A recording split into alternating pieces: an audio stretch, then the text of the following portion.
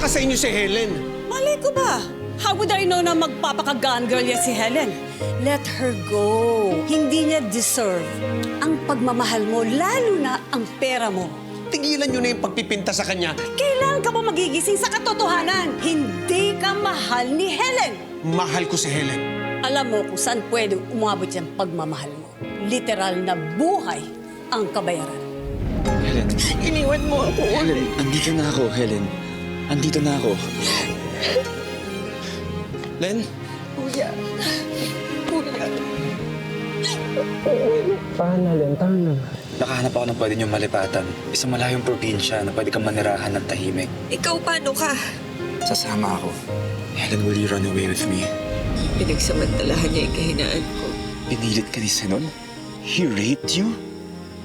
Hayop siya! Ron, saan ka pupunta? Alam mo, kasalanan ko lahat ng to eh. Dapat hindi kita hinayaan para mapunta sa halimaw na yon. O kasalanan? Rizzy, Si Helen, yun nga sana itatanong ko sa'yo. Nakausap ba kayo? kausap. Best friend ko siya ha, pero hindi na siya nagsasabi sa akin. Sa iba ko pa nga unang nalaman na lumipat kayo eh. Sa iba mo nalaman? Kanino? Kay Kuya Ryan. Paano niya nalaman? Todo ang pinakamagaling na private investigator sa Manila. I want you to find my wife. Gusto ko ibigay mo sa akin lahat ng makakalap mong intel. Matt, humanap ka ng mga tao na pwedeng kumuha kay Helen. Kikitdampit natin si Helen? Umalis na ng school ang mga kapatid ni Rod. Sinubukan kong kunin kung saan lumipat at ano ang bagong address. Pero ayaw ibigay ng school ng info. Pinasilip ko rin ang telepono ni Crazy.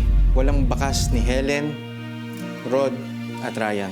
Huwag kang babalik hanggat wala ka nakukuhang impormasyon patungkol sa asawa ko.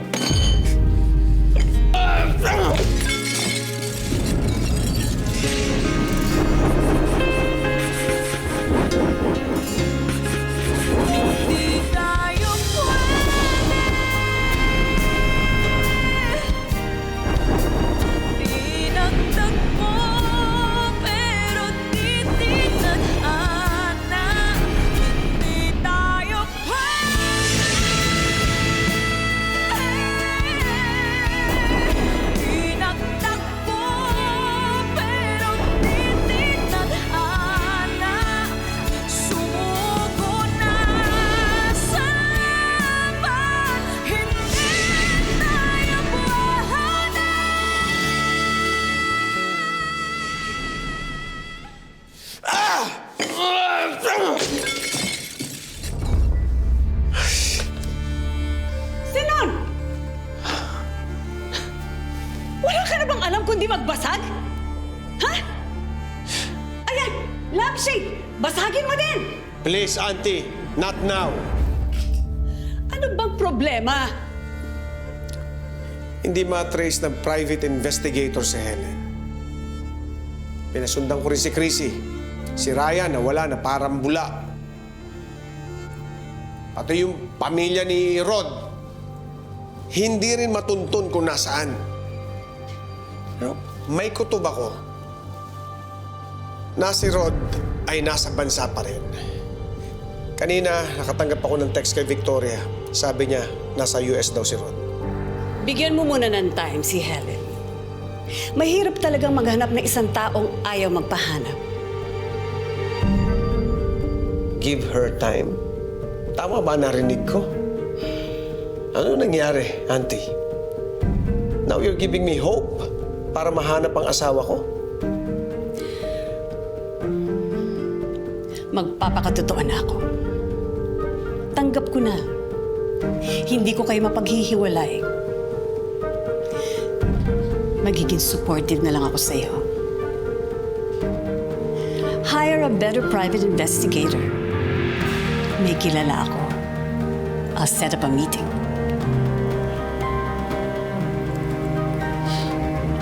Thank you, Auntie.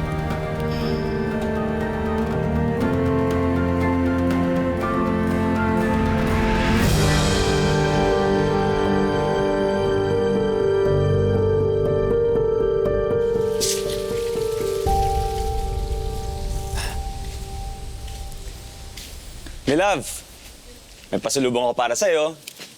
Ano?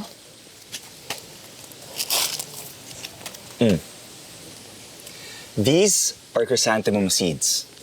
Itatanim natin to dito sa garden natin. Yan ang magsisimbolo bilang bagong panimula natin. Sa bagong ikaw. Aalagaan natin to hanggang sa mapatubo natin. Dito. Maganda yung lupa dito.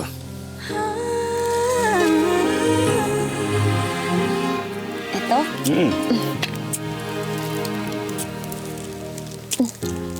Pilit nating iniwasan ganitong mga tanungan. At kahit di sigurado, tinuloy natin ang ating ugnayan. Ano gusto mong itawag natin sa kanya pag tumubo na siya? Dapat nung una pa lamang Sinag. Sinag? I like it. Sinag.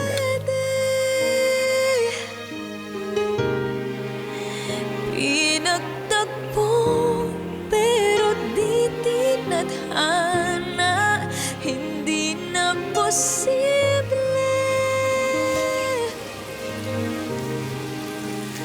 Ang mga puso'y wag na Morning, my love. Good morning, my love. Kape ka muna. Salamat. Oh, my love, ano? Kamusta na si Sinag? Nag-bloom na ba? Di pa rin? Ako, my love, hindi pa eh. Sasabi sa research ko, 45 days pa daw ito bago mag-bloom. But don't worry, nasa healthy stage naman na siya. Ginagawa niyo dyan. Kuya, namalengke ka na pala. Salamat, kuya. Maasahan ka talaga. Ba't nasa labas ka? Baka may makita sa'yo ah. Kuya, okay lang yan. Anong okay? Kaya nga ako yung namamalengke para hindi makita si Helen sa labas eh. May pa-safety measures pa kayong nalaman, di naman nasusunod. Kuya, hindi rin kasi makakatulong kay my love kung nakakulong na siya dito sa loob ng bahay. Eh kaya nga yung lugar na kinuha ko, yung walang kapitbahay eh. Para hindi tayo madaling makita dito. Yan sabi ko lang, para safe tayo. Alam ko na, kuya. Magsiscarf na lang ako o kaya payong. Ewan ko sa'yo. Ikaw talaga. Hayaan mo na yun si kuya. Concern lang yan. At saka, hindi yan papatalo. Parang ikaw. Ano ibig sabihin nun?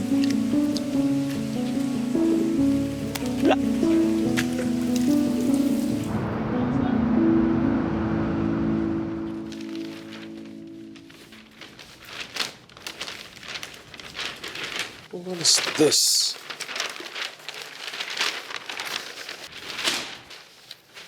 Ulitin yan. Mali! Mali! Ito. Ulitin niyo yan! Hindi ganyan tayo kababoy gumawa rito sa firm natin. But sir, this is the 12th draft. Revised. As per last feedback. Nainip na yung client. Wala akong pakialam kung naiinip sila. Kahit na 13th draft pa yan. Ulitin yan. Lumipat sila sa ibang firm kung ayaw nila sa atin. Sa low-level firm kung gusto nila. Go! Ulitin niyo yan!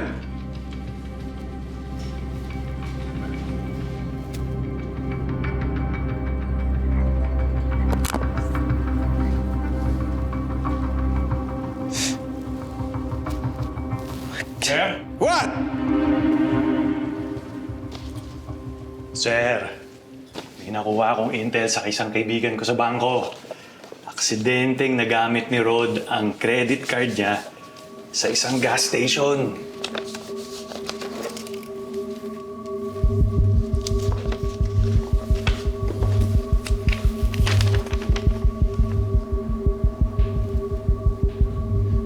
Dito to sa Pilipinas? And through my connections, kaya ako nakuha yung CCTV footage. Ito ang printout ng CCTV footage.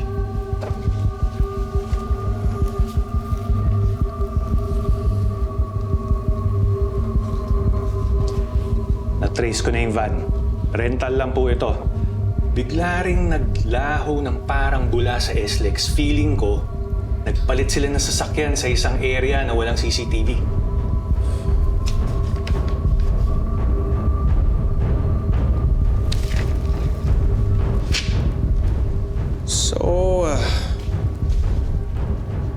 So sinasabi mo, nasa Pilipinas lang si Rod.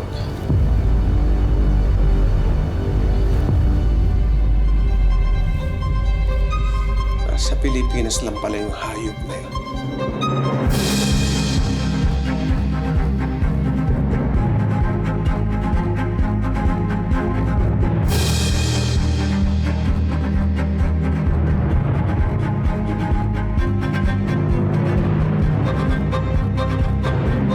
Ang hayop na yun, nandito pa rin pala sa Pilipinas.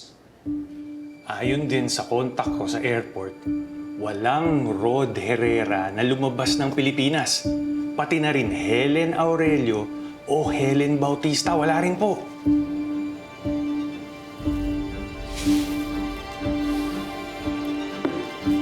So pareho silang dalawa na nandito pa sa Pilipinas na nagtatago.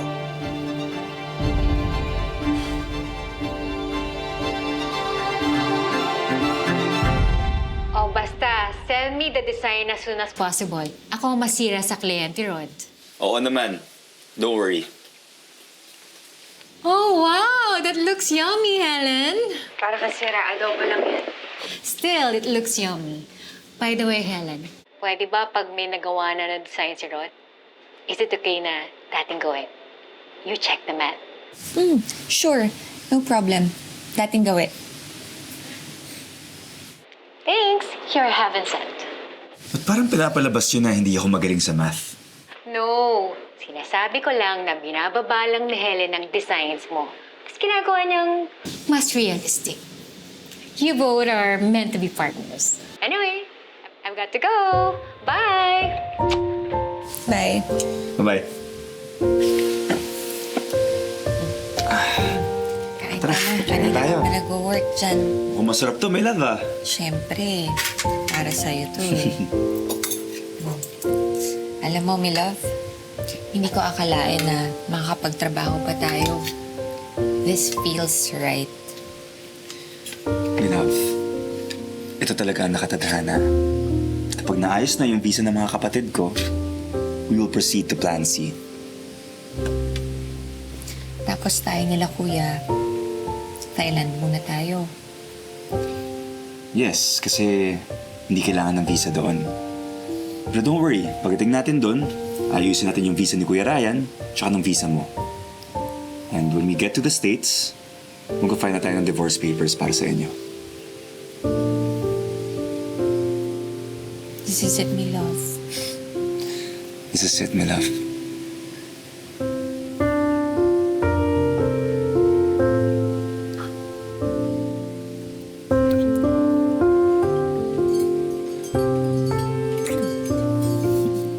Sige na. Gutom ka na. Ikaw rin, kumain ka na.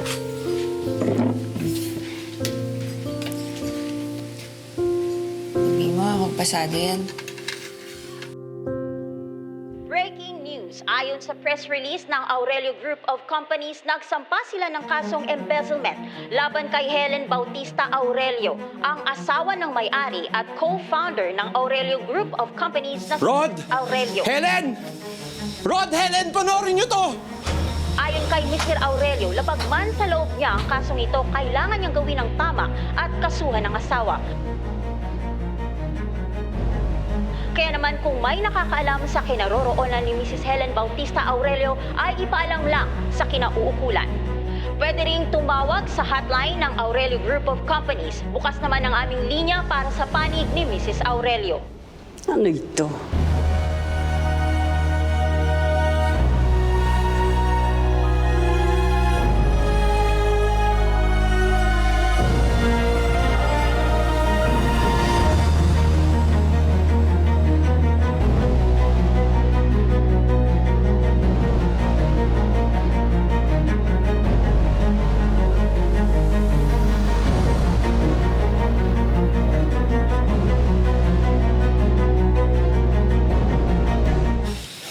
Napakawalang yan niya talaga. Ginawa niyang kriminal yung kapatid ko.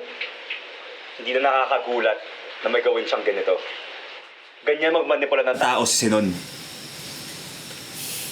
Tama ka.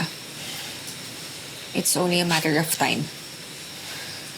Siguradong marami pang ilalabas na bala si Sinon para ikaw na mismo ang lumapit sa kanya.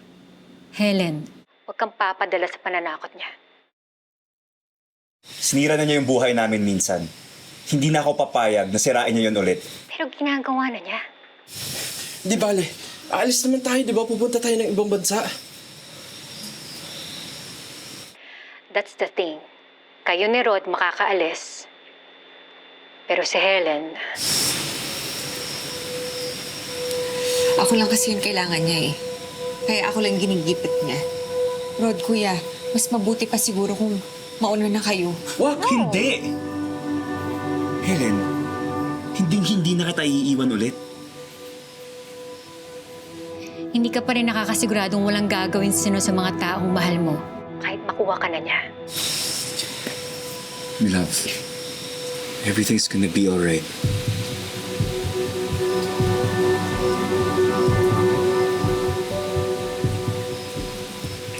My love, nagawa na niyang sirain yung buhay mo noon.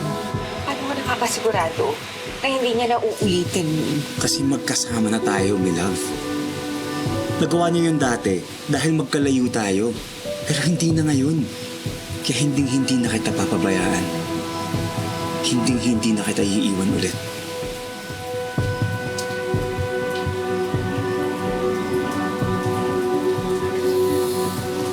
Hindi ako bibitaw.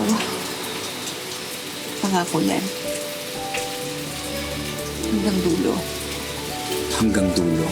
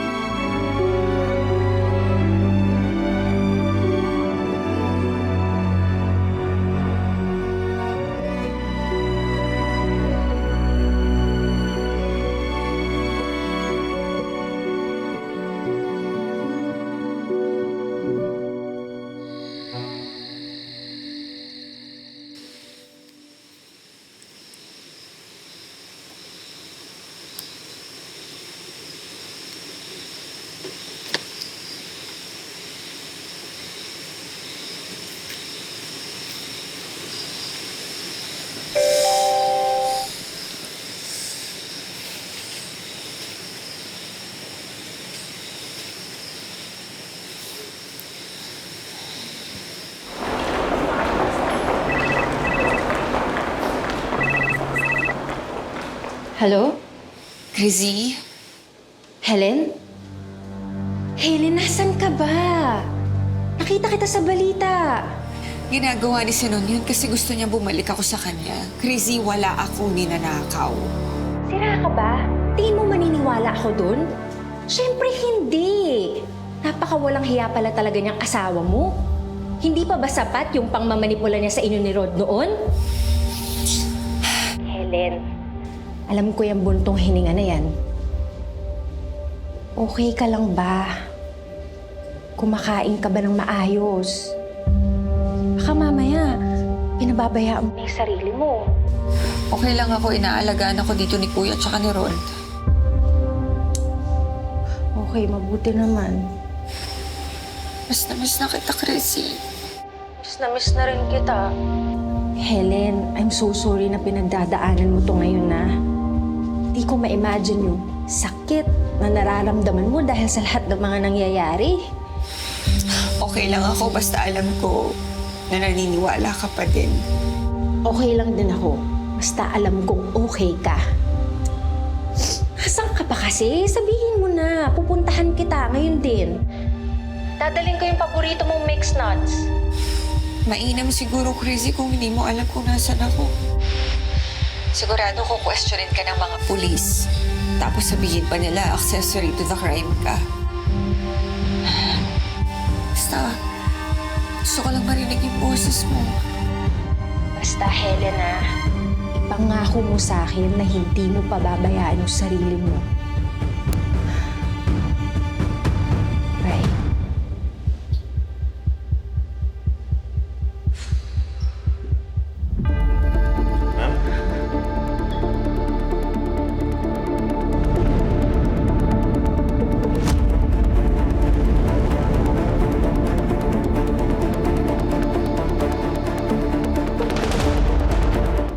Salamat sa kayo. Balik kayo ulit. Salamat din.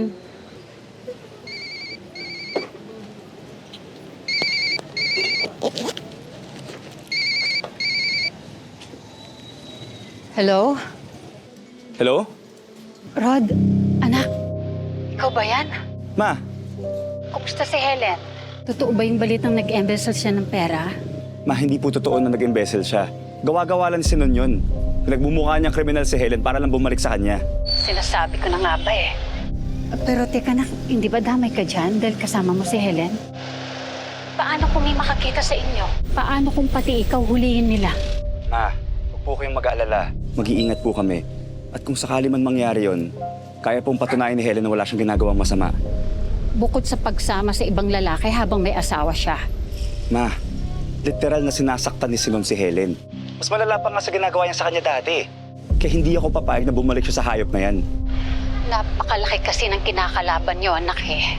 Kung nagawa ni Sinon yan, ano pa ang hindi niya kayang gawin? Kailan kaya tayo magiging tahimik lahat, Rod? Basta huwag niyong pabayaan ng isa't isa, ha? Mag-iingat kayo lagi. Opo, ma. I'm sorry. Nak, mukhang may sumusunod sa akin. Nakikinig ng usapan natin. Ma, umalis ka na dyan. Ngayon na. Oh, sige na, nak. Sige na. Okay.